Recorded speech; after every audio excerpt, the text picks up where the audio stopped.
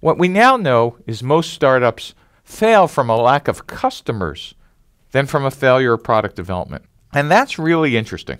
Even in Silicon Valley, where we probably take more technical risk per square inch or square foot than anywhere else in the world, we go out of business typically not because we didn't deliver a product. We go out of business because we didn't find enough customers to pay us enough money. That's a big idea.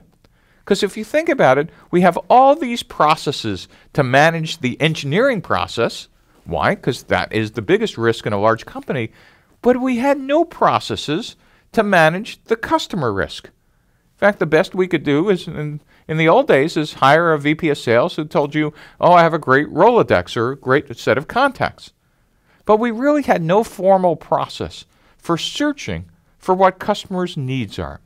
And in fact, we've just come up with one. And that's going to be a key part of this course.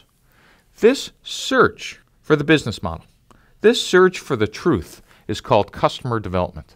And customer development really has two pieces, the search and its execution.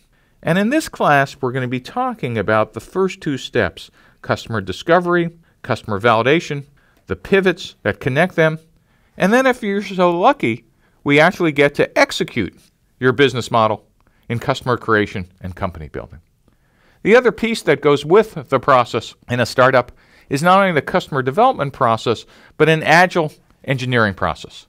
One example is extreme programming, or XP, which basically is built around this idea of iteration and incremental delivery of the product.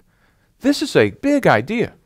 It says instead of building every possible feature on day one, we're actually going to incrementally and iteratively interact with customers, test each portion of the product, and see if what we're building actually has a home outside the building.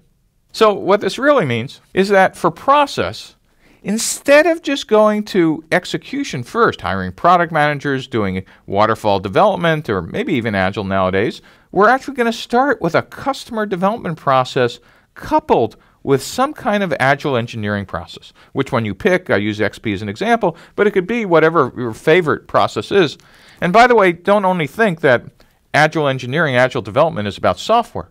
Toyota and the Toyota production system actually had it for hardware decades before anybody in software ever thought about it. So you could be building products, anything from microprocessors to medical equipment to hardware, software, etc., using an iterative and incremental engineering process.